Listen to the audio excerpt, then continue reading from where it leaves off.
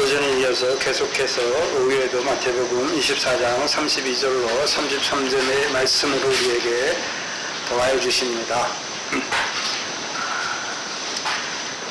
지금 하나님께서 하나님의 백성에게 이루어가신 구원에 대해서 우리에게 주시는 거예요. 이 말씀은 하나님 말씀 우리에게 왜 주십니까? 하나님 백성에게 믿게 하시고 믿는 그들에게 믿음으로 말미암은 구원을 얻게 하시기 위해서 주시는 것이죠. 근데 계속해서 지금 우리를 그 믿음에서 자라게 하시는 것이죠. 그래서 지난 시간 빌립보서 1장 2장 12절을 통해서 우리에게 있는 그 믿음으로 말미암은 구원이 어떻게 시작되는지 또 어떻게 자라가는지를 보여주셨잖아요. 제일 처음에는요, 예수의 십자가가 믿어지게 하셨죠. 그러므로 이제 구원받게 하셨죠. 어디에서 구원받는 것입니까? 애굽에서 구원받게 하신 것이고, 이제 광야 연단을 통해서 그 예수가 그리스도임이 믿어지게 하셔서 이제요, 광야의 그 역사는 마귀의 역사로부터 세 가지 시험으로부터 구원받게 하셔서 모압 평지에 가나안 땅을 바라보는, 가나안 땅을 이제 하나님께서 무엇 때문에 그 가나안 땅을 이스라엘 백성에게 허락하셨는지 그 신명기의 말씀을 듣는 썩지 아니할 씨, 하늘의 별과 같은 그 상과 영광을 바라보는 그 씨들로 세워주실 뿐만 아니라 이제요, 성령으로 나게 하셔서 그 가나안 땅을 기업의 소유로 얻게 하시고, 이제 그 가나안 땅의 사사들을 세우셔서 그들을 통해서 주시는 말씀을 통해서 그 대적을 이기게 하셔서 그 가나안 땅에서 이루어 가시는 그 구원으로 함께하여 주시고, 이제 드디어는요, 밀과 보리에 결실하지만 여전히 그 대적으로 말미암아 왕이 없음으로 말미암아 밀과 보리에 결실하지만 여전히 불법과 허물로 말미암아 하나님 앞에 나오는 그들, 그래서 시온에 세우신 그 왕을 통해서요, 이제 생명의 성령의 법으로 죄와 사망의 법에서 해방시켜 주셔서 이제 그들로 하여금 그리스도 시온에 세우신 모퉁이 돌이신 그리스도 예수를 통해서 주시는 그 시온에서 나오는 여호와의 말씀을 율법으로 말미암은 그 하나님 나라를 유업으로 얻는 그 구원을 이루어가게 하시는 것이죠. 더 나아가서는요, 이제 그들을 어디로 보내십니까? 시돈으로 보내시는 것이죠. 왜 보내십니까? 사람 낳는 어부의 일을 하게 하시고, 이제 더 잘하는 자들을 어디로 보내십니까? 헐몬산으로 보내시잖아요. 왜 보내십니까? 그 헐몬산에 표범의 언덕과 사자굴이 있는 그 헐몬산으로 보내주셔서 죽임을 당하게 하시는 것이죠. 그것을 통해서 이루어 가시는 그 영광을 우리에게 보여주셨습니다. 그것을 성경에서는 세례를 통해서 우리에게 보여주시는데, 제일 처음에가 우리가 무슨 세례입니까? 물세례예요, 물세례. 성경에는 세례가 하나가 있는 게 아니에요. 그렇죠? 근데 제가 보는 대부분의 책이 세례를 그냥 하나로 다 표시해요. 네? 우리가 세례를 한 번 받으면 다 됐다. 근데 성경에 분명히 히브리서 6장에 보면 세례들이라고 말씀하셨죠. 그렇죠? 그럼 첫 번째 세례는 어디서 받습니까? 모세와 세례요한 같은 종들을 통해서 물세례, 홍해에서 받는 것이죠. 그럼 누가 믿어지는 것입니까? 예수가 십자가가 믿어져서 이제 그 물세례 받음으로 애굽에서 나오는 것이죠. 그럼 애굽에서 나오는 그들을 그 광야 연단을 통과한 자들에게 이제 무슨 세례 주십니까? 예수가 광야 연단을 통해서 그리스도 반석에서부터 나는 그 물을 먹는 자들, 이제 그들은요, 이제 그리스도로 말미암아 성령 세례 받게 하셔서 하나님 나라에 들어가게 하시는 것이죠. 그럼 하나님 나라에 누가 들어갑니까? 물세례 받은 자들이 다 들어가는 것이 아니라 물세례 받고 광야 연단을 통해서 예수가 그리스도임이 믿어져서 그 예수 그리스도와 합하여 성령 세례 받은 자가 이제 어디에 들어갑니까? 하나님 나라에 들어가요. 구약에서는 요단을 건너 가나안 땅에 들어가는 것이죠. 이제 그때부터 뭐가 되는 것입니까? 그 땅을 기업의 소유로 얻는, 이제 그 땅에서 농사가 시작되는 거예요. 가나안 땅의 소산, 밀과 보리와 포도와 무화과와 감람의 열매를 맺는 그 소산이 시작되는 그 땅으로 들어가게 하시는 것이죠. 그렇다면 이제 성령 세례 받고 하나님 나라에 들어갔으면 다 됐습니까? 네? 그 다음에 이제 밀과 보리의 결실하면 다 됐습니까? 이제 시온에 세우신 모퉁이 돌이신 그리스도 예수와 합한 세례가 또 나옵니까? 저와 여러분에게 세례, 이제 그 구원을 이루어가는데 오늘 이 시간에 세례를 통해서 보여주세요. 제삼의 물세례 받았잖아요. 모세와 같은 종을 통해서.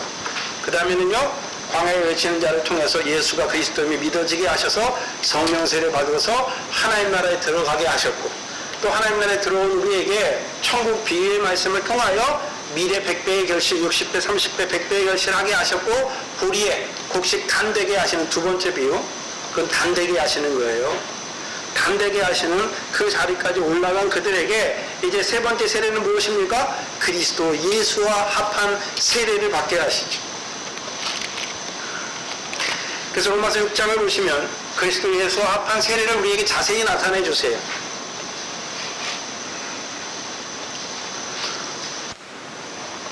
그럼 사도 바울이 로마에 있는 성도들에게 로마서를 기록한 목적은 무엇입니까? 이미 로마에 있는 자들은 그리스도 안에서 부르심을 입은 성도예요. 그들에게 편지하는 목적이 무엇입니까? 그리스도 예수와 합한 세례로 말미암아 그리스도 예수의 사람으로 자라게 하시기 위해서 하는 것이죠. 그 로마서 6장을 보시면 3절에 무릇 그리스도 예수와 합하여 세례를 받은 우리는, 그럼 그리스도와 합한 세례를 받는다는 의미가 무엇입니까? 그의 죽으심과 합하여 세례를 받은 거예요. 그러므로 4절에 우리가 그의 죽으심과 합하여 세례 받음으로 그와 함께 뭐 되었습니까? 장사되었어요. 그럼 뭐가 장사되는 것입니까? 네? 그러면 진짜 우리가 예수님처럼 육신 죽는 것을 말하는 게 아니잖아요. 뭐가 장사되는 것입니까? 육체와 함께 정과 욕심이 십자가에 못 박히는 거죠. 죽어서 장사되는 것이죠. 이는 그럼 우리에게 왜 그의 죽으심과 합하여 세례를 받게 하십니까? 이는 아버지의 영광으로 말미암아 그리스도를 죽은 자 가운데서 살리신 것 같이 우리로 또한 새 생명 가운데 행하게 하시려. 그럼 그리스도 예수와 합한 세례는 그와 함께 연합하여 죽는 거에서 그러면 끝납니까? 죽으심을 본받아 연합한 것처럼 그의 살으심과 부활과 연합하여 산자가 되게 하시기 위해서 그 세례 받게 하시는 것입니까? 산자가 되게 하시기 위해서 받게 하시는 것이죠. 5절에 만일 우리가 그의 죽으심을 본받아 연합한 자가 되었으면 또한 그의 부활을 본받아 연합한 자가 되리라. 그러면 저와 여러분에게 그리스도 예수와 합한 세례의 의미, 실제적인 의미가 무엇입니까? 11절에 이와 같이 결론적으로 너희 자신을 뭐에 대해 죽은 자로요? 죄에 대하여 죽은 자요. 그리스도 예수 안에서 하나님에 대하여 산 자로 세우시는 거예요. 근데 여기서는 뭐라고 말씀하십니까? 여길지어다 말씀하잖아요.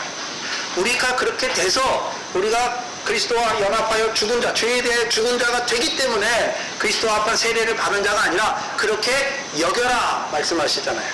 그럼 누가 만들어 주시겠다고 말씀하는 것입니까? 주께서 함께하여서 그리스도 예수와 합하여 물세례 받는 자들에게 누구의 영이요? 그리스도 예수를 죽은 자 가운데서 살리신 이의 영이 너희와 함께하여서 너희를요 이제는요 뭐에 대해 죽은 자요?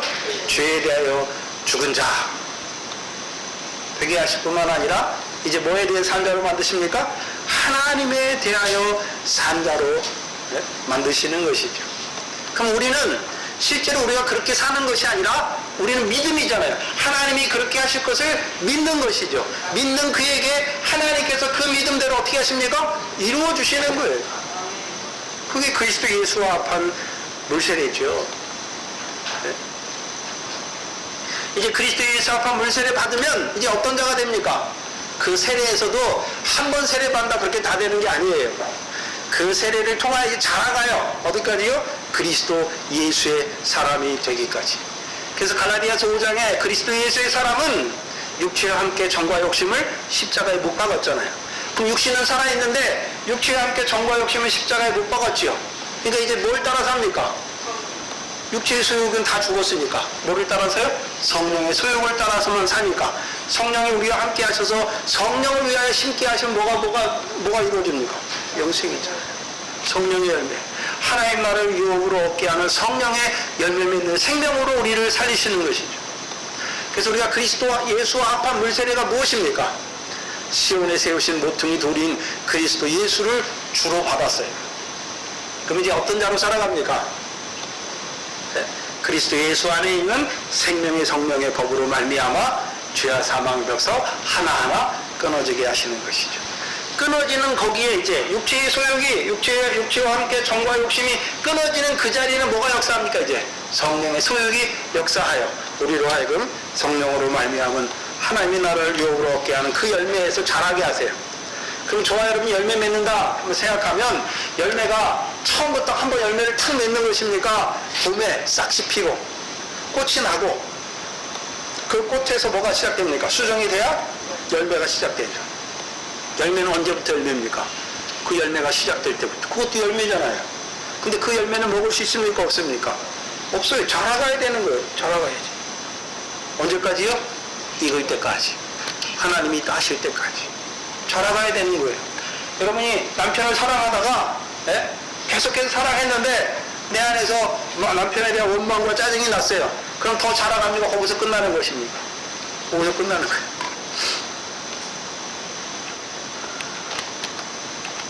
사랑의 열매는 처음부터 맺어지는 것이 아니라 고린도전서 13장의 사랑은 말씀하시잖아요. 그 사랑의 삶을 살아갈 때 나도 모르는 사이에 뭐가 됩니까? 열매가 하나하나 맺혀지는 것입니다. 그 사랑의 속성을 볼 때 사랑은 무엇입니까? 자기의 유익을 구치 않아요. 그렇지 않아요? 형제의 유익을 구하잖아요. 그 다음에요? 오래 참아요. 열매가 되려면 한 번에 봄에 싹이 나자마자 열매가 됩니까? 아니잖아요. 봄에, 여름에, 가을에까지 다 그 모든 과정을 거쳐서 뭐가 됩니까? 드디어 먹을 만한 열매가 되는 것이죠. 이제 그리스도 예수 합한 세례를 통해서 우리로 하여금 이제 어떤 자로 살게 하십니까?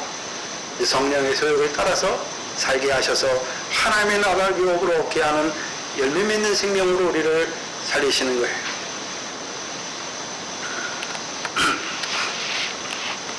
그렇다면 예수님께서 말씀하신 이 마지막 순교하게 하시는 그 세례,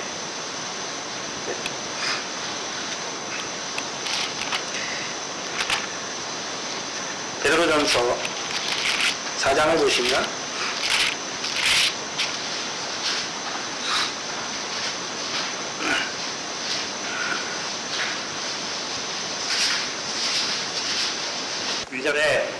사랑하는 자들아, 베드로전서 4장 12절에서 사랑하는 자들은 어떤 자들입니까? 네? 8절에 무엇보다도 열심으로 서로 사랑할지니 사랑은 허다한 죄를 덮는 자예요. 이는 어떤 자입니까? 육체를 따라 육체 가운데 살지만 육체를 따라 사는 것이 아니라 육체의 남은 때를 하나님의 뜻만 쫓아 행하는 자로 살아가요. 그래서 베드로전서 3장 20절,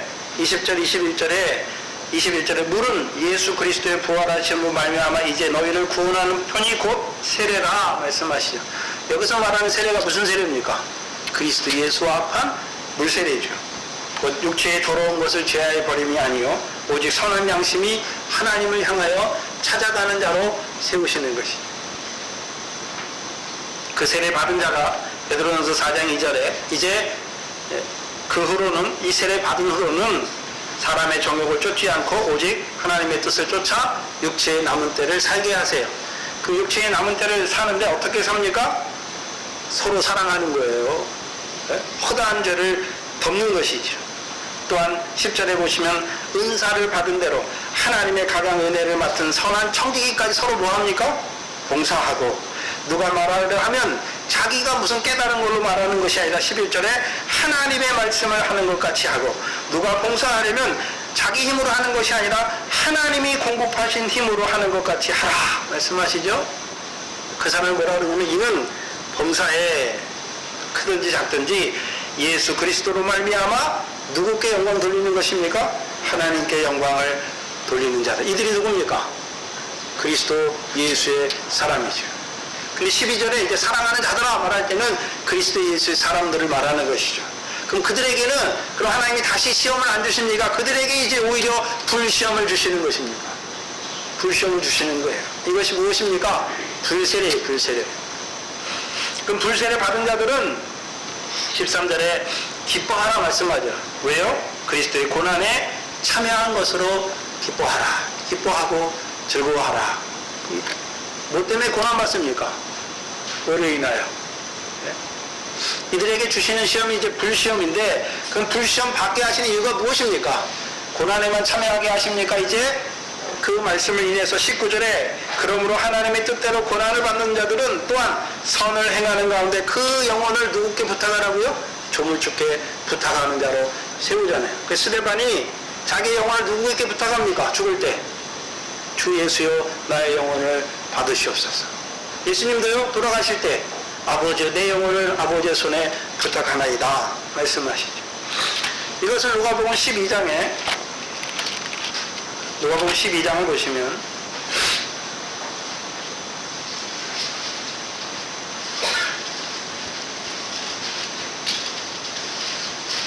19절 50절 보시면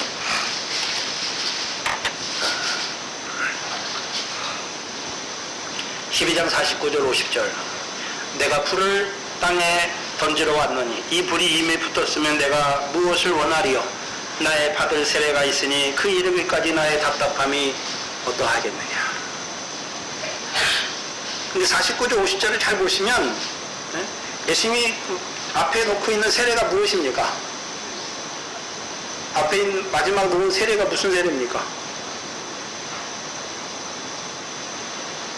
예수님이 지금 12장에서 이제 나의 받을 세례를 앞에 놓고 있잖아요. 세례가 무엇입니까? 위에 죽음이죠. 십자가 지는 거잖아요. 십자가 지는 거잖아요. 근데 그 전 문맥에서 49절에 뭘 말씀합니까? 내가 불을 땅에 던지러 왔다 말씀하잖아요. 이게 무슨 세례입니까? 불세례예요. 그럼 예수님이 십자가에 죽으실 때 죽으시면서 자기 영혼을 누구께 부탁합니까? 아버지 하나님께. 그러면 베드로전서 4장 12절에서도 그리스도 예수의 사람에게 그 불세례, 불시험을 주시죠. 그래서 불시험을 통해서 먼저는요 그리스도의 고난에 참여하는 것으로 기뻐하게 하실 뿐만 아니라 이제 그 순교하게 하셔서 자기 영혼을 누구에게 부탁하게 합니까? 미쁘신 조물주께 부탁하는 자로 세우시는 것이죠. 저와 여러분에게 마지막 불세례가 무엇입니까? 순교예요, 순교. 지금 그러면 마태복음 24장 말씀은 우리를 어떤 세례 받는 자로 세우는 것입니까? 불세례 받는 자로 세우시는 것이죠. 그래서 그 불세례를 통해서 그 고난에 참여함으로 기뻐하게 할 것뿐만 아니라 이제 자기 영혼을 미쁘신 조물주께 주 예수께 부탁하는 자로 세우시는 것이죠.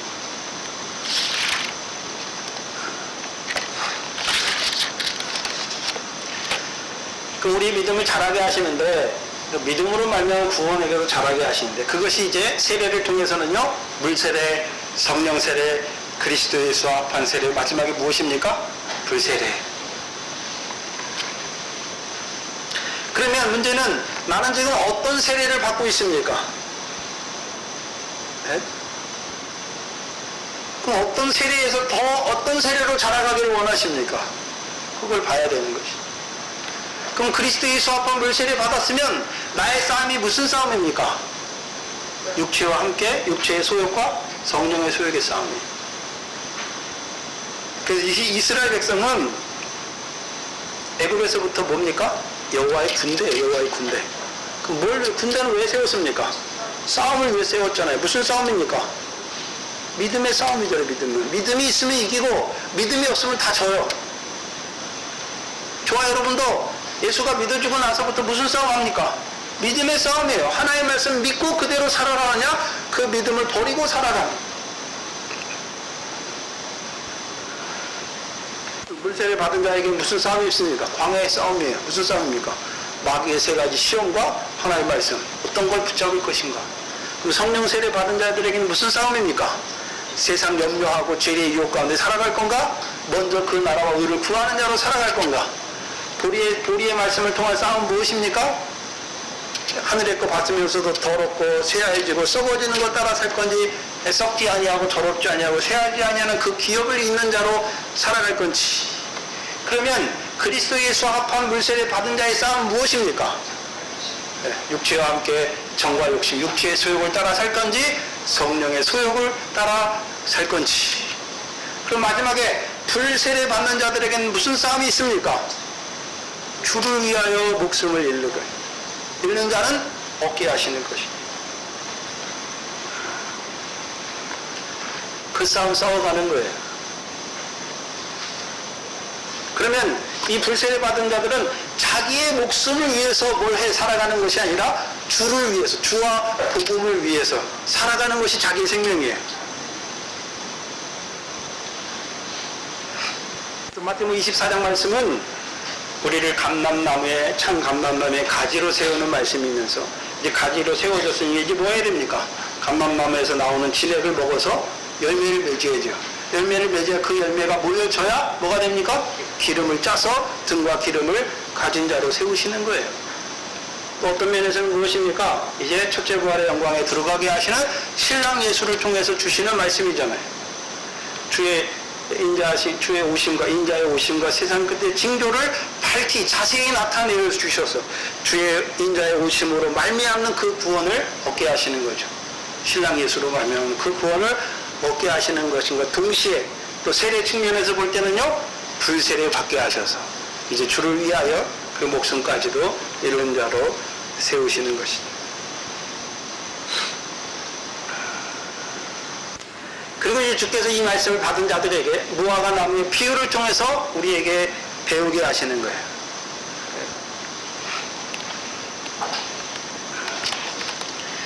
33절에 이와 같이 너희도 이 모든 일을 보거든 인자가 가까이 곧 문 앞에 이른 줄 알라.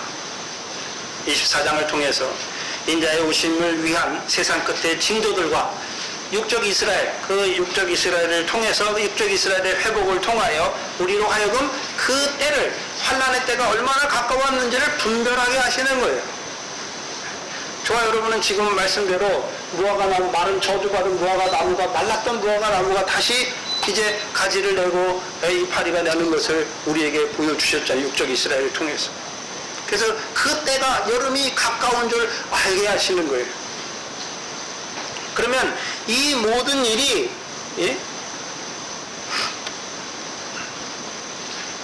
이 모든 일이 일어나는 것을 보거든 뭘 봐야 됩니까? 우리가 인자가 가까이 곧 문 앞에 이른 줄 알라 말씀하시죠.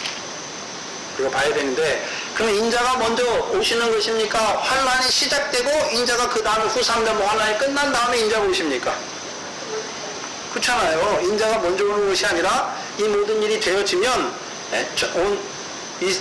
온 민족에 전파되기 위해 천국 복음이 온 세상에 끝이 나면 이제 그 멸망을 가져간 것을 통해서 첫 3년반 환란이 일어나는 거잖아요. 근데 주께서는 뭘 말씀하십니까? 이 모든 일이 되어지는 것을 보거든 첫 3년반 환란이 일어나니까 준비해라, 그 말씀이 아니에요. 인자가 가까이 온 줄, 곧 문 앞에 이른 줄 알라 말씀하시죠. 근데 우리가 볼 때는 첫 3년반 환란이 먼저잖아요. 그리고 나서 그게 끝나고 후 3년반 환란이 끝난 그때에 인자가 오시는데, 왜 이 말씀을 통해서는 인자가 곧 문 앞에 선 것을 우리로 알게 알라라고 말씀하는 것입니까? 우리가 첫 3년반 환란을 먼저 보면 뭐가 더 커집니까? 두려움이 커져요. 그 환란 가운데 어떻게 우리가 주를 위해 죽지? 두려움이 커지는데, 첫 3년반 환란을 통해서 신부로 맞이하기 위해서 문 앞에 서 있는 인자를 볼 때 그 환란가요? 능히 통과할 수 있는 것이죠. 우리가 지난 시간에 히브리서 12장 2절을 했는데, 믿음의 시작자요, 믿음의 창시자요, 온전케 하신 예수를 바라봐라 말씀하시죠. 왜요? 그는 앞에 있는 즐거움을 위하여 십자가의 부끄러움을 개의치 아니하셨다라고 말씀해요. 그럼 저와 여러분이 뭘 봐야 됩니까? 주처럼 십자가의 그 고통과 부끄러움을 먼저 보는 것이 아니라 십자가 후에 있는, 앞에 있는 즐거움을 먼저 볼 때 그 십자가도 어떻게 되는 것입니까? 개의치 아니하는 자가 돼요. 뭐를 먼저 보느냐에 따라 달라요. 그래서 우리가 마태, 마가, 누가에서는 예수님이 그 십자가를 놓고 겟세마네에서 기도하실 때 뭐라고 기도하십니까? 아버지여 할만하시거든 이 잔을 내게서 옮겨 주시옵소서. 그러나 내 뜻대로 마옵시고 아버지의 원대로 되기를 원하나이다. 그럼 마태 마가 누가 있으나 뭐가 먼저 있습니까? 십자가의 그 괴로움이 먼저 있잖아요. 부끄러움이 먼저 있는 것이죠. 근데 요한복음에서 뭐라고 말씀하십니까? 요한복음 12장을 보시면 우리말 성경에는 의문문인데 의문문을 안 해놨어요. 그래서 저 우리말 성경이 조금 헷갈려요. 요한복음 12장 27절에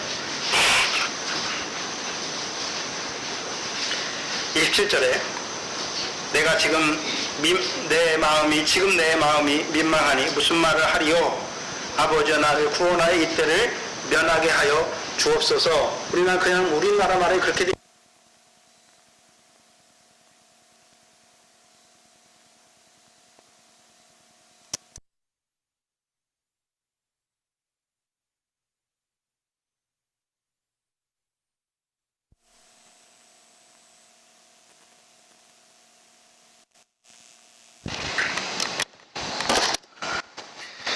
Now my heart is troubled, and what shall I say? 내가 뭐라고 말하겠습니까? 내 마음이 지금 고민되었는데 what shall I say? 내가 지금 뭐라고 말해야 되겠습니까? 의문문으로 되어 있어요. 그러면요, Father, 그 다음도 의문문이에요. Save me from this hour. 이 시간으로부터 나를 구원해 주시옵소서 이렇게 말하겠습니까? 라는 단어로 되어 있단 말이에요. 근데 우리말 성경에는 그걸 빼버렸어요. 의문문으로 안 해놨단 말이죠. 그러니까 헷갈리는 거예요. 그래서 No, it was for this very reason I come to hear this hour. 아닙니다. 이때를 위해서 내가 온 것입니다 라고 말해요. 우리말 성경을 바로 해석하면 아버지여 나를 구원하여 이때를 면하게 해달라고 내가 구해야겠습니까? 아니, 내가 이를 위하여 이때에 왔나이다. 그럼 요한복음에서는 뭘 보고 기도하고 있습니까? 앞에 있는 즐거움을 먼저 보니까 그 고난도 기쁘게 받는 거예요. 우리가 의를 인하여 핍박을 받잖아요. 8번째 복에. 근데 왜 기뻐하고 즐거워하라 하십니까? 하늘에서 너희 상이 큼이라. 그러면 핍박을 먼저 보는 자와 하늘에서 상이 큰 거를 먼저 보는 자, 핍박을 먼저 보면 다 부인하게 돼 있어요. 뭘 먼저 봅니까? 그 핍박을 통해서 하늘의 큰 상을 이루는 그것을 먼저 보면 핍박을 기쁘게 받는단 말이에요. 그럼 이 모든 일이 될 때에 첫 3년과 환란이 먼저 있는 것이 아니라 인자가 문 앞에 오셔서 인자가 자기 영광으로 오실 때 우리 각자 행한 대로 우리에게 갚아주실 것을 먼저 보는 자들은요, 첫 3년과 환란도 어떻습니까? 그 인자로 다시 오는 인자로 말미암은 그 구원을 얻게 하시려고 첫 3년과 환란을 통해서 들어가게 하시는구나. 그걸 봐야 돼요. 제가 여러 번 말하지만 우리가 죽으니까 부활시켜주는 것입니까? 부활을 위해 죽음도 한번 두신 것입니까? 그걸 봐야죠. 이번에도 우리 신권사님 장사하셨는데 그 육신이 죽으니까 육신은 끝났지만 자는 거잖아요. 언제까지요? 부활이 날까지. 죽지 않으면 어떻게 부활합니까? 그래서 죽는 것은 한번 사람에게 정한 거예요. 그 후에는 뭐가 있습니까? 심판이 있어요. 선을 행한 자는 생명의 부활로, 악한 일을 행한 자는요 심판의 부활로 나오는 것이죠. 그럼 우리가 육신으로 살다가 죽으니까 하나님이 부활시켜주는 게 아니에요. 하나님의 계획과 작정성에는 뭐가 먼저 있습니까? 부활을 위해 육신의 삶을 한번 두신 거예요. 부활을 위해 죽음도 한번 우리에게 허락하신 거란 말이죠. 그거를 보면 죽는 게 두렵지 않아요. 근데 죽는 게 어떤 겁니까? 육신을 떠나 그리스도와 함께 하는 거예요. 언제까지요? 잠든 거예요. 육신은 잠든 거예요. 근데 영혼은 잠든 게 아니에요. 자꾸 이제 장례 예배를 인도하게 하시는데 우리 교회에 직접적으로 연관된 분들이 아니죠. 근데 저를 세우신 게 그 일을 위해 세우셨기 때문에 그거 하다 보니까 하나님이 자꾸 말씀을 열어주시는데, 자, 육신은 썩어서 자잖아요. 흙으로 돌아갔잖아요. 그 영혼은 뭐합니까? 낙원에 있잖아요. 낙원에 있지요. 근데 아무 생각도 없이 그냥 낙원에 그 죽은 채로 그렇게 있는 것입니까? 아니에요. 그 호환을 연락한 부자가 음부의 고통 가운데 있잖아요. 근데 그 부자 영혼도 아브라함에게 뭘 부르짖습니까? 아버지 아브라함이요, 지금 나사로를 살려서 내 형제들에게 보내세요. 내 형제들이 이곳에 오지 않기를 구하잖아요.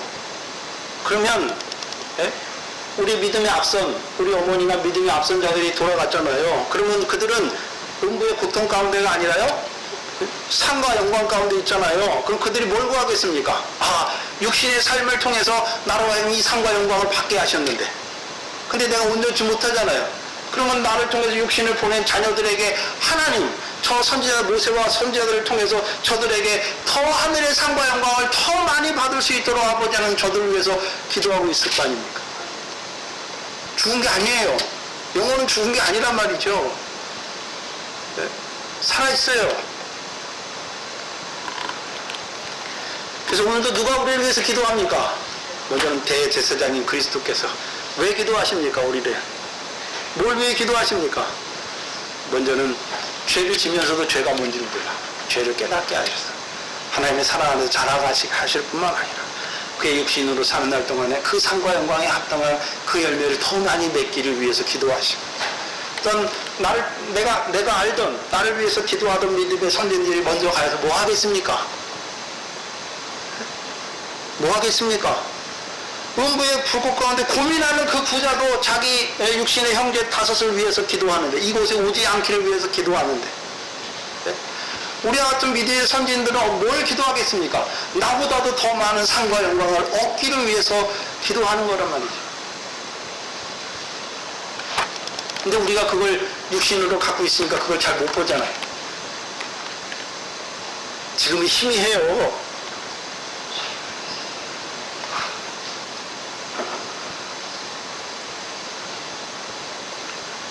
어떤 사람은 밝게 보니까 그 안에서 살아가죠.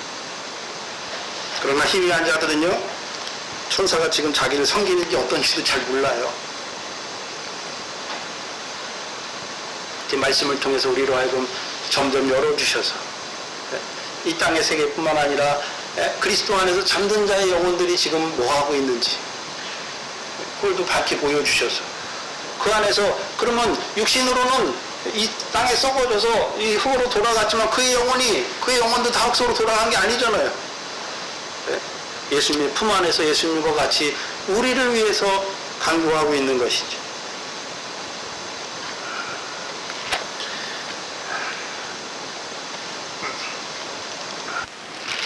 그럼 저와 여러분이 이 마지막 때의 큰 환난을 통해서 이루시는 역사가 무엇입니까? 환난을 먼저 보는 것이 아니라 그 인자가 오실 때 그 인자를 말미암은 그 구원에 세우시기 위해서 주시는 환난을 바라볼 때에 그 환난이 어떻습니까? 이기는 거예요. 그 환난. 우리의 힘으로 그 환난 때 나가서 순교하는 게 아니란 말입니다. 그래서 인자가 곧 가까이, 곧 문 앞에 이르는 줄 알라 하시죠. 우리에게 뭘 알라 하십니까? 인자가 가까이 곧 문 앞에 이른 줄 알라. 왜 그러면 인자가 문 앞에 왔습니까? 뭐하러 왔습니까? 마태복음 25장 10절이잖아요. 10절에 예비하였던 자들, 그렇죠? 등과 기름을 통해서 그 순교의 영광으로 자라났던 예비하였던 그들은 혼자 그 혼인잔치에 들어가는 게 아니잖아요. 누구와 함께요? 신랑과 함께 그 문으로 들어가죠. 그렇죠?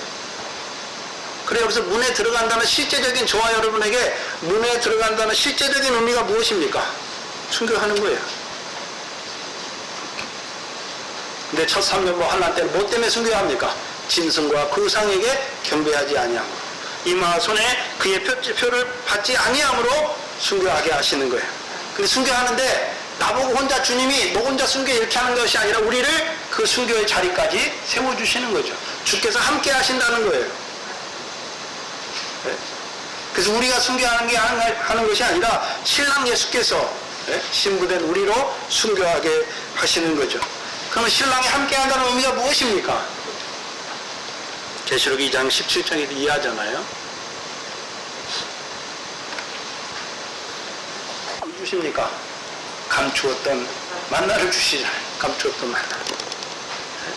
그래서 감추었던 그때 그 죽음의 고통에 더할 때 감추었던 만나를 주니까 그 감추었던 만나를 신약에서 받았던 사람이 누굽니까? 스데반이잖아요. 돌로 치는데 그 감추었던 만나를 보니까 어디가 보였습니까? 하늘이 열리고 인자가 하나님 보좌 우편에 서신 것을 보잖아요. 왜 서셨습니까?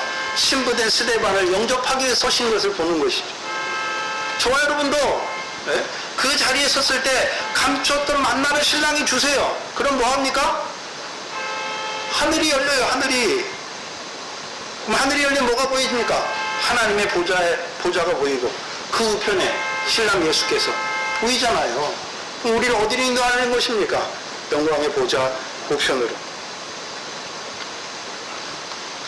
특별히 이 감추었던 만나는 뭐하게 하십니까? 마태복음 10장에서 너희를 양을 이리 가운데 보낼 때, 그 죽음의 자리에 보낼 때, 환난을 보낼 때 무엇을 말할까 염려하지 말라. 말하시는 이는요 아버지의 성령이시, 성령께서 너희에게 말하게 하시잖아요. 그러니까 스데반도 자기 때 그 앞에 있는 자들에게 말하잖아요. 여러분에게도 감추었던 만나를 통해서 하늘이 열리는 그 하나님의 보좌의 영광을 보여주실 뿐만 아니라 그때 말하게 하실 거예요. 염려하지 마세요. 또 뭘 주십니까? 그럼 감추었던 만나만 주십니까? 흰 돌도 주십니까? 흰 돌에 뭐가 새겨져 있습니까? 새 이름이 새겨져 있잖아요. 그 흰 돌을 왜 주십니까? 그럼 흰 돌을 풀려면 뭘 먼저 풀어야 됩니까? 베드로전서 4장 2장이잖아요. 베드로전서 2장 4절 이하에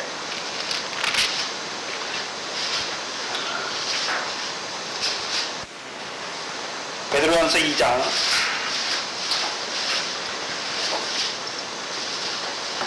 4절에 사람에게는 버림받아 되었으나 하나님께는 택하심을 입은 보배로운 산돌이신 예수께 나아오는 자들. 그러면 산돌이신 예수님께 나아가는 자들은 산돌로 말미암아 자기들도 어떤 자가 됩니까? 5절이죠. 너희도 산돌같이 신령한 집으로 세워지고 예수 그리스도로 말미암아 하나님이 기쁘시게 받으실 신령한 제사를 드릴 거룩한 제사장이 되는 거죠. 그럼 어떤 생활입니까? 제사장의 생활이잖아요. 신령한 제사를 드리는 거룩한 제사장의 생활을 하게 되는 것이죠. 그러면 이때에 이 순교 때에 흰 돌을 주시는데, 그렇죠? 그럼 누구에게 나아가는 것입니까? 흰 돌이신 예수께 나아가는 자들이잖아요. 네? 베드로전서 2장에서는 산돌이신 예수께, 여기서 산돌은 어떤 돌입니까? 2장 6절 이하에 시온에 세우신 모퉁이 돌이신 산돌이잖아요. 우리를 어떻게 살려주십니까? 죄에 대하여 죽은 자요, 의에 대하여, 하나님에 대하여 산자로 살리시는 시온에 세우신 모퉁이 돌이신 그리스도 예수잖아요. 그래서 신약에서는 시온에 세우신 모퉁이 돌을 시온에 세우신 그리스도 예수로 말하잖아요, 우리에게. 그럼 그리스도 예수를 주로 받은 자들은 이제요, 그리스도 예수와 합한 세례를 통하여 그리스도 예수의 사랑까지 자라나게 하시는 것이죠. 근데 이 순교할 때 주시는 돌은 산돌이신 예수가 아니라 무슨 돌입니까? 흰 돌을 주시잖아요. 그럼 이 흰 돌을 통해서 우리에게 어떤 역사를 이룹니까? 계시록 7장이잖아요. 네? 계시록 7장 14절에 어린 양의 피에 그 옷을 씻어 어떻게 하십니까? 희게 하시죠. 계시록 7장 14절을 보시죠. 4절에 내가 가로되 내 주여 당신이 알리이다 하니 그가 나더러 이르되 이는 큰 환난에서 나오는 자들인데 뭐에 씻어서 나왔습니까? 어린 양의 피에 그 옷을 씻어 희게 한 자들. 그럼 흰돌의 역사가 무엇입니까? 어린 양의 피에 그 옷을 씻어 희게 하셨죠. 그래서 흰 두루마기를 입혀주시는 거예요. 흰 돌을 통해서. 그럼 흰 두루마기는 뭡니까? 이 순교자들도 살았을 때 바다 가운데 죽은 자의 생활, 사망 가운데 죽은 자의 생활, 음부 가운데 죽은 자의 생활을 했어요. 그럼 그대로 다 어떻게 됩니까? 다 심판 받아야 되잖아요. 행위대로 마지막 심판대 앞에서. 그러나 첫째 부활에 참여한 자는 어떻게 합니까? 둘째 사망의 해를 받지 않게 하시잖아요. 그걸 다 가리워주시는 흰 돌이죠. 근데 그 흰 돌에 무슨 이름이 있습니까? 새 이름이 있어요. 새 이름. 새 이름. 지금 저와 여러분이, 자, 지금 제가 이광원인데 여러분이 이광원 부르면 여러분 이름, 여러분 생각 속에 뭐가 떠오릅니까? 우리 목사님인가? 그 어떻게 생겼고, 안경을 꽂고, 어떻고, 성격은 어떻고, 뭐가 어떻고, 생활은 어떻고, 뭐가 어떻고. 다 떠오르잖아요. 예? 근데 이 흰 돌에 새 이름을 주시는데, 예? 새 이름을 줄 때 누가 주시는 겁니까? 주께서 주시잖아요. 우리가 베드로를 생각해 보면, 원래는 이름이 뭡니까? 시몬의 아들 요한이에요. 예? 바요나 시몬이잖아요. 요나의 아들 시몬이에요. 또 요한의 아들 시몬이라고 하잖아요. 그 아버지가 지은 이름이에요. 그러면 예수께서 주신 이름은 무슨 이름입니까? 베드로잖아요. 너 장차 개바가 되게 하리라. 그리고 베드로라는 이름을 주셨잖아요. 그 예수님께서 베드로를 부르신 목적이 무엇입니까? 요한의 아들 시몬을 부르신 목적이 무엇입니까? 베드로 되게 하기 위해서 불렀잖아요. 그래서 실제로 이 시몬의 아들, 요한의 아들 시몬이 베드로가 된 때가 언제입니까? 마태복음 16장이잖아요. 네? 뭘 고백할 때? 주는 그리스도시요 살아계신 하나님의 아들이라 고백할 때 너는 베드로라. 내가 이 반석 위에 음부의 권세가 해하지 못하는 내 교회를 세우리라 말씀하잖아요. 그럼 베드로를 부르신 목적이 무엇입니까? 그 반석 위에, 믿음 위에 음부의 권세가 해하지 못하는 하나님의 백성을 살릴 교회로 반석으로 세우시겠다는 거죠. 그럼 베드로는 이 땅에서 어떤 자로 살게 하시기 위해서 세우셨습니까? 자기만 사는 것이 아니라 하나님이 그를 세워서 음부의 권세가 해하지 못하는 하나님의 교회를 세우는 자로 세우는 그 일이 베드로의 생명이에요. 그럼 그 일한 대로 베드로에게 무슨 영광 주셨습니까? 일한 대로 상 주시잖아요. 인자가 오실 때 마태복음 16장 28절에 인자가 아버지의 영광으로 오실 때 그 천사들과 함께 오리니 각 사람에게 행한 대로 갚으시는 거죠. 그게 세일이에요. 저와 여러분이 어떻게 살았는지에 따라서 우리에게요 상과 영광으로 부활시켜줘요. 그럼 순교자는 상과 영광이 다 똑같습니까? 아니에요. 열매가 다르고 복식 알곡이 다르잖아요. 그대로. 왜? 받은 사람밖에 모릅니까? 각자 행한 대로 각자에게 갚아주시는 것이니까, 각자에게 상과 영광을 더하여 주시니까 다른 사람밖에 알 수가 없어요. 또 한 가지, 새 이름을 주신다는 의미는 이제요 그들을 첫째 부활에 참여하게 하실 뿐만 아니라 천년왕국에서 그리스도로 더불어 뭐하게 하십니까? 왕노릇, 저세상 노릇 하게 하시는 새 이름이에요.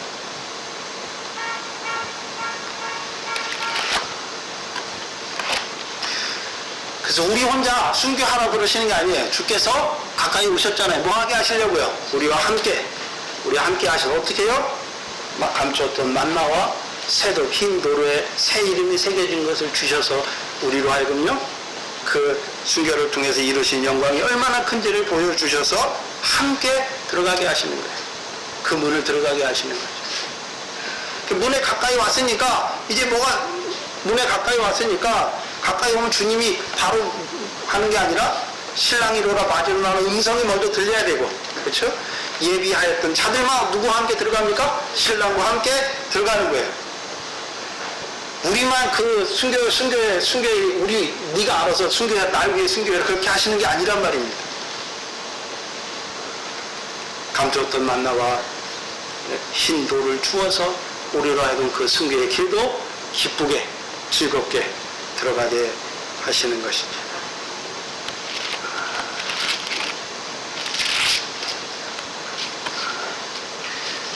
34절에 내가 진실로 너희에게 말하노니 이 세대가 지나가기 전에 이 일이 다 이루리라. 제가 오늘 본문을 34절까지 3절까지만 읽었네요. 여기서 말하는 이 세대는 그 예수님 제자들 살아있는 그 생전을 말하는 것이 아니라 예수님의 제자들로부터 뭐가 시작됐습니까? 성령시대가 시작됐잖아요. 성령시대에 속한 자들에게 이루시는 그 세대를 말하는 것입니다. 그래서 우리가 잘 아는 미가서 4장 1절로 2절이 무엇입니까? 찾아보시죠. 구약 1294페이지입니다.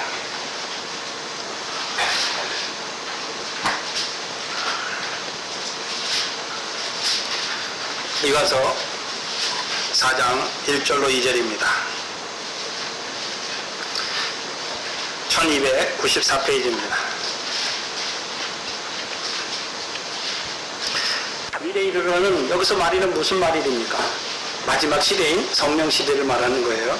성령 시대에 이르러는 여호와의 전의 산이 산들의 꼭대기에 굳게 서며 여호와의 성전의 산이 산들의 꼭대기에 굳게 서며 작은 산들이 산들 위에 뛰어나고 민족들이 그리로 놀려갈 것이다. 그럼 여호와의 성전을 말하는데 여호와의 성전의 산이 산들의 꼭대기에 서잖아요. 그럼 여호와의 성전은 누구를 말합니까?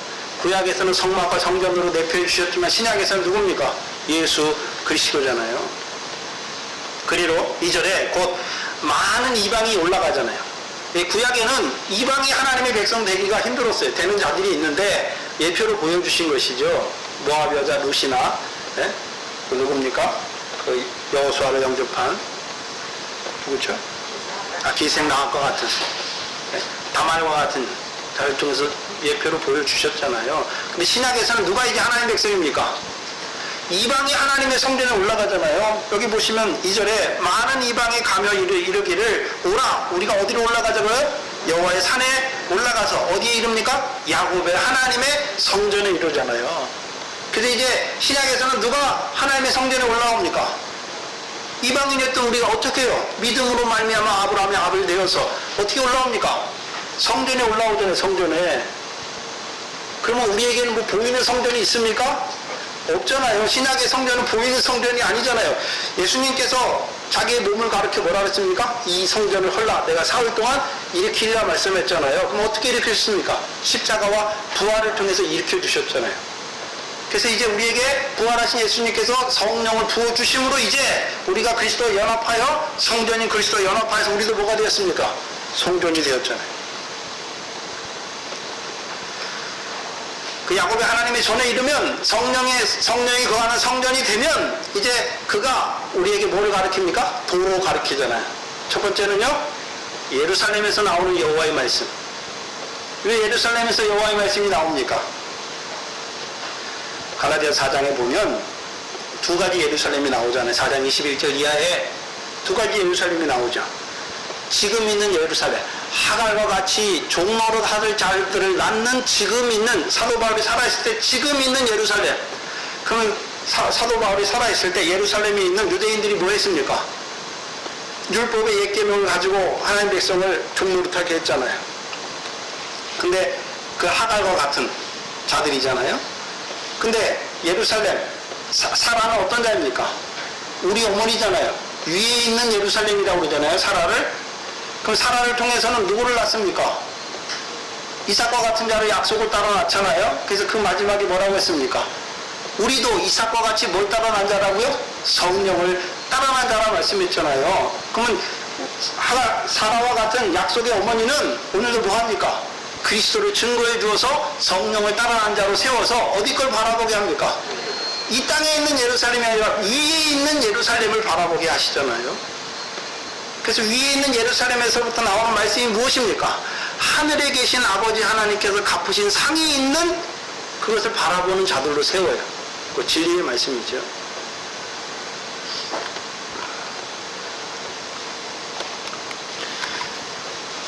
근데 그 예루살렘에서 나오는 말씀을 통해서 우리로 하여금요, 하늘에 계신 아버지 하나님께서 갚으시는 상을 받을 자들로 세워주세요. 그 예루살렘에서 나오는 여호와의 말씀을 우리를 가르쳐 주실 뿐만 아니라 이제는요, 시온의 왕을 세우셔서 이제 다윗과 같은 왕을 통해서 율법이 시온에 안치하여 주셔서 여호와 율법이 시온에서 나오게 하셔서 이제는요, 시온에서 나오는 여호와 율법을 우리 가르쳐 주시잖아요. 네? 그 시온에 세우신 모퉁이들이 누굽니까? 그리스도 예수를 통해서 이제 우리를요, 시온에서 나오는 율법, 곧 시온에서 복을 명하셨잖아요. 영생이죠. 그 영생의 말씀으로 우리를 가르쳐 주시는 것이죠.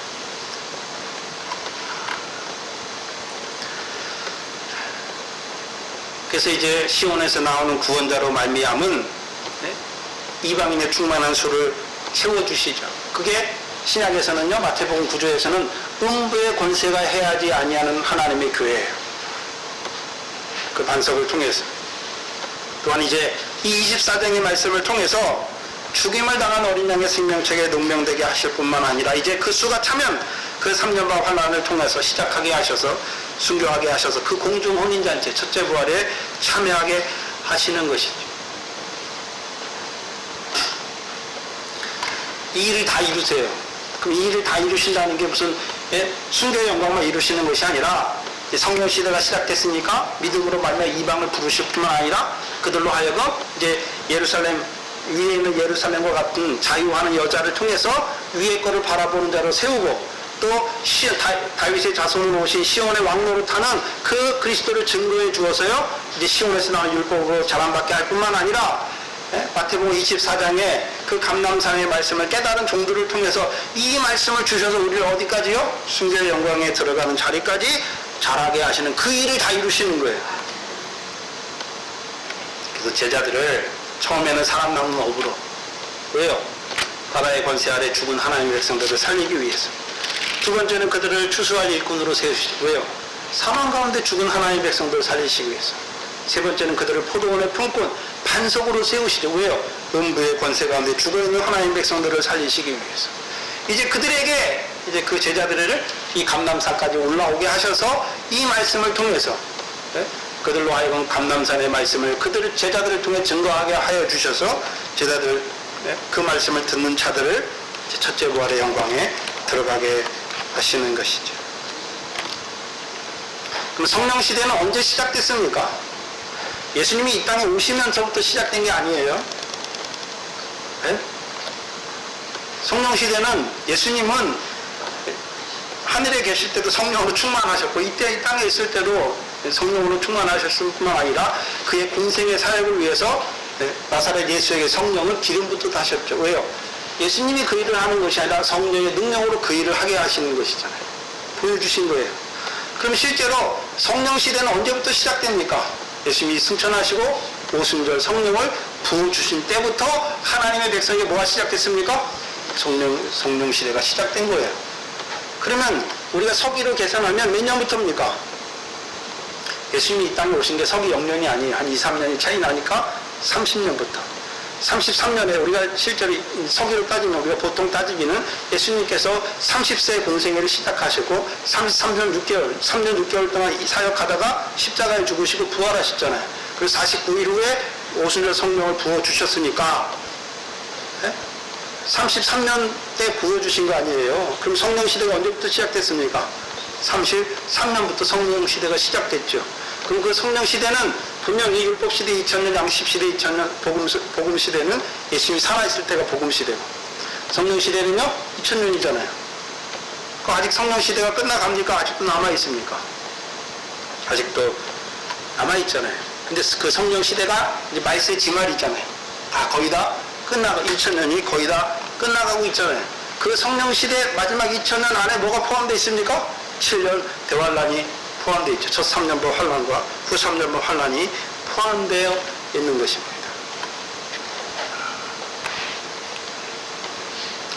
내 천지는 없어지겠으나 다 이루리라 말씀하시죠. 그리고 35절에 천지는 없어지겠으나 내 말은 없어지지 아니하리라.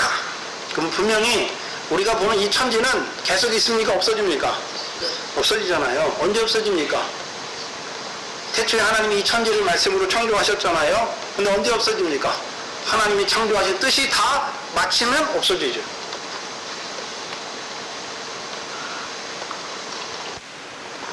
그래서 베드로후서 3장 10절 이하에 그날에 하늘이 큰 소리로 떠나가고 천일이 뜨거운 물에 풀어져 없어진다라고 말씀하셨죠.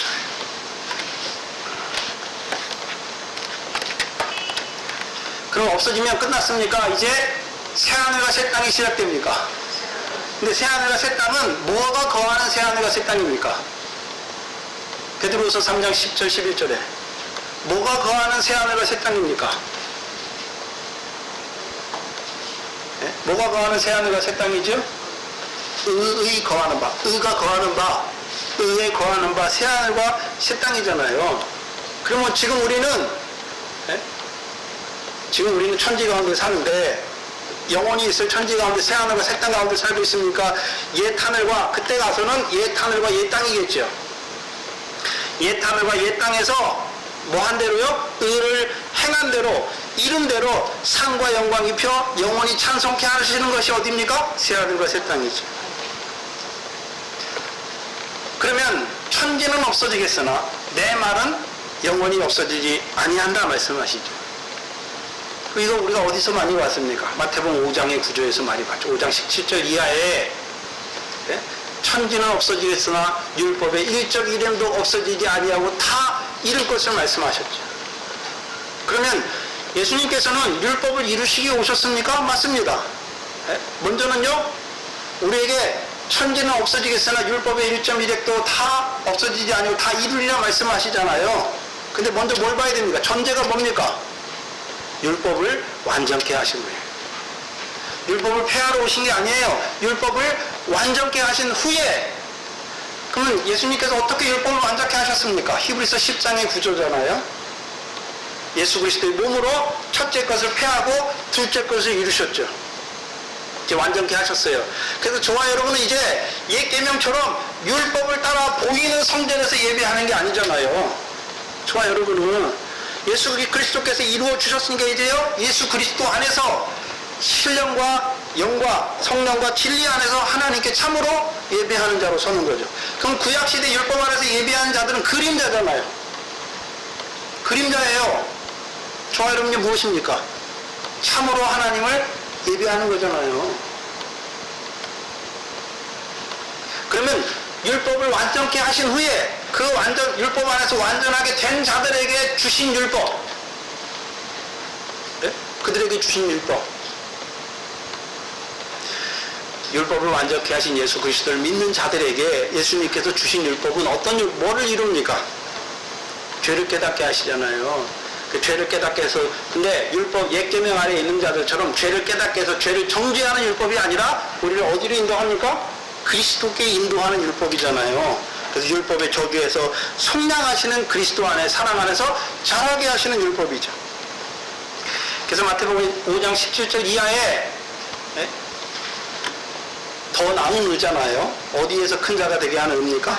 천국에서 큰 자가 되게 하는 더 나은 의의 율법으로 우리에게 주신 거예요. 그럼 저와 여러분이 상이잖아요. 의를 행한 대로 다 상이 있잖아요. 마태복음 6장 1절에 너희 의를 사람에게 보이지 않도록 주의하라. 사람에게 보이면 상이 없다. 구제하는 것, 기도하는 것 다 뭐가 있습니까? 의잖아요. 우리의 의. 다 뭐가 있습니까? 상이 있잖아요. 상이 있잖아요. 상이 있어요. 율법을 따라 주신 거잖아요. 근데 구약의 율법에는 기도 왜 했습니까? 세상 복 받기 위해, 주시기 위해서 기도했죠. 신약에서 무슨 기도입니까? 하늘의 상을 얻는 기도예요. 예수 그리스도 안에서. 또한요, 더 나은 의. 천국에서 큰 자가 되게 해야 돼요. 하나님 나라에서 큰 자가 되게 하시잖아요. 뭐하게 하시는 것입니까? 알곡되게 하시는 것이. 그럼 우리에게 주신 율법은 뭐하러 주셨습니까? 먼저는요, 그 율법을 통해서 내가 죄인임을 알게 하시는 거예요. 근데 죄인은 어떻게 하십니까? 의롭게 하시는 하나님의 의를 믿는 믿음에 세워주잖아요. 그것도 의예요. 그래서 로마서 4장 5절 이하가 뭡니까? 경건치 아니한 우리를 의롭다 하시는 하나님을 믿는 의의 자리에 세우는 거예요. 믿음의 자리에. 저와 여러분이 뭘 잘했기 때문에 하나님 앞에 나오는 게 아니잖아요. 하나님 말씀 받았지만 그래도 그렇게 살지 못하는 우리를 여전히 사랑하시는 그 사랑, 그 믿는 믿음 안에서 나오는 거죠. 그럼 그 하나님이 우리를 보실 때 상하고 통회하는 심령으로 나오는 우리를 더럽다고 버리십니까? 우리의 의로 여겨주십니까? 그게 우리의 상이에요. 또한 이제 그 사랑에서 자라게 하시죠. 왜요? 그 사랑이 넘쳐서 형제를 사랑하는 자로 세워주시기 위해서. 또한 그 사랑이 넘쳐서 세상 염려, 재리, 유혹 끊게 하시는 거예요. 더러운 거, 새하얘지는 거, 썩어지는 거 끊게 하시는 거예요. 육체의 소욕이 끊어지게 하시는 거예요. 우리가 끊고 가는 게 아니라 그 사랑이 우리 안에서 불붙으면 세상 염려와 재리, 유혹이 끊어져요. 더러운 거, 새하얘진 거 쫓아 살던 그게 끊어지는 거예요. 육체의 소욕을 따라 살던 그것이, 그 사랑이 우리 안에서 넘칠 때에 하나하나 끊어지게 하실 뿐만 아니라 이제 그 사랑이 우리에게 흘러 넘쳐서 형제를 사랑하는 그 자리에까지 세워주시는 것이죠. 창세기 18장 19절에 말씀하신 아브라함의 자손들에게 의와 공도를 이루어주게 하시죠. 누구를 통해서요? 예수 그리스도를 통해서. 아브라함과 다윗의 자손으로 오신 예수 그리스도를 통해서. 그거는 근데 마태복음 5장에 말씀하시는 율법이에요.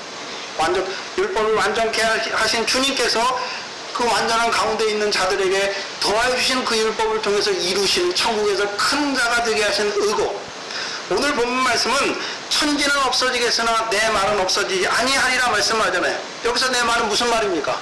감람산에서 하신 말씀, 특별히 주의 오심을 위한 세상 끝의 징조를 깨닫게 하시는 그 말씀, 그럼 그 말씀은 없어지지 아니하니까 그 말씀을 믿는 자들에게 그 말씀대로 이루어 주셔서 어디에 들어가게 하십니까? 첫째 부활의 영광에 들어가게 하실 뿐만 아니라 그 천년왕국에서 신령한 몸을 입고 그리스도로 더불어 왕노릇 제사장 노릇하게 하신 대로 가장 빛난 상과 영광으로 입혀서 거저주시는 바 그 은혜의 영광을 영원토록 찬송케 하시는 새하늘과 새 땅이 이루어지게 하시는 것이죠. 그래서 우리가 에베소 1장에서 우리가 거저주시는 바 그 은혜의 영광을 찬송케 하시잖아요. 왜 거저주셨습니까? 우리의 무엇은 아무것도 안 들어갔어요. 왜요? 믿음으로 말미암아 구원을 이룬 대로 상과 영광을 주시는데 그 믿음이 우리에게서 시작됐습니까? 믿음을 시작케 하신 주가 있습니까? 믿음을 시작케 하셨을 뿐만 아니라 우리의 믿음을 온전케 하시는 예수였잖아요. 그렇잖아요. 그 예수를 믿을 때 하나님이 우리에게 믿음은 우리에게서 난 것이 아니라 하나님의 선물이잖아요. 하나님이 주신 것이죠. 그럼 그 믿었어요. 아브라함이 75세에 76세에 하나님이 하늘의 별과 같이 내 자손을 많게 하실 것을 믿었어요.